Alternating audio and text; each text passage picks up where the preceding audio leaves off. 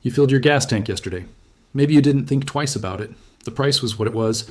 You swiped your card, watched the numbers climb, and drove away. But something happened this week. Something quiet, something buried in the financial headlines. That should make you look at that transaction very differently.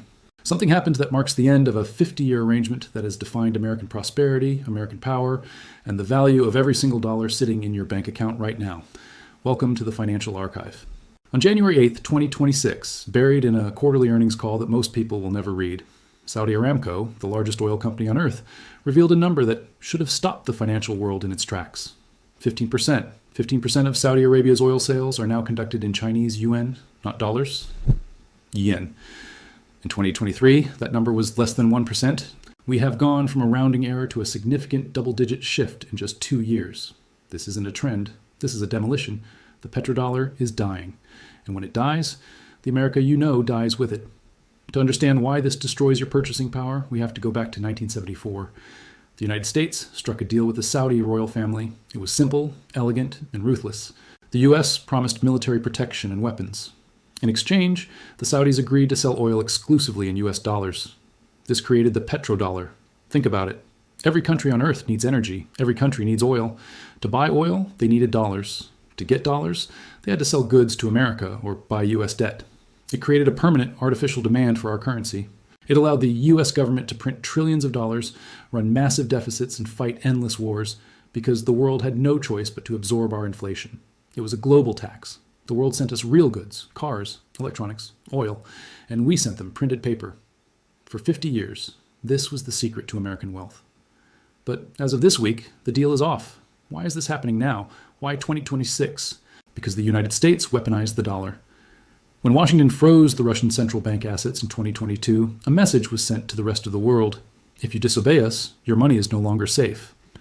Saudi Arabia, China, and the global south took note. They realized they needed a backup plan. China built the CIPS payment system to bypass the Western banking system. They built the infrastructure. And now Saudi Aramco is using it. That 15% figure isn't just a statistic. It's a declaration of independence from the US dollar. If China can buy oil in yuan, they don't need to hoard dollars. If they don't hoard dollars, they don't buy US Treasury bonds. And if they don't buy US Treasury bonds, who funds the American government? Now let's get personal. You might be thinking, I don't live in Saudi Arabia, why do I care? Here's why. When global demand for the dollar drops, the value of the dollar drops. And since the United States imports 40% of everything we consume, a weaker dollar means higher prices for you. Your iPhone? Imported. Your clothes? Imported. The parts in your car? Imported. Even a huge portion of your food is affected by global markets. If the dollar loses 10% of its value because the petrodollar is dead, your cost of living just went up 10%. You didn't get a pay raise to match that. You just got poorer. This is the inflation tax.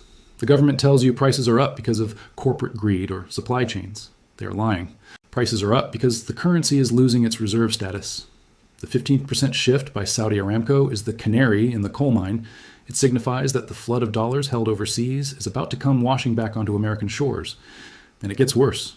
The United States is currently sitting on over $38 trillion in debt. We have to refinance $9 trillion of that in the next 2 years. In the past, foreign nations bought that debt. They kept our interest rates low. But look at the data. China is selling. Japan is selling. Saudi Arabia is selling. Who buys the debt if the world walks away? The Federal Reserve. And how do they pay for it? They print the money. This is the doom loop. The more they print, the more inflation we get. The more inflation we get, the faster countries dump the dollar. We are entering a debt spiral that no empire in history has ever escaped. So what happens next? The government will try to hide this. They will manipulate the CPI numbers. They will introduce capital controls. But the smart money, the institutional money, is already moving. Look at the central banks themselves. They are buying gold at the fastest pace in history. Why? Because gold is not a liability of another man. It is the only neutral reserve asset. Look at the rise of Bitcoin and hard assets. The billionaires are not holding cash. They are holding things that cannot be printed. The era of easy money is over. The American century, financed by the petrodollar, effectively ended on January 8th, 2026. You cannot stop this transition, but you can survive it. Do not keep all your wealth in a currency that is being rejected by the world's energy producers. Diversify, own real assets, get out of debt. The system is resetting. Make sure you're on the right side of the transfer. This is the Financial Archive. The mainstream media won't tell you the truth about the dollar, but we will. Subscribe and turn on notifications. The timeline is accelerating and you need to be prepared. We'll see you in the next investigation.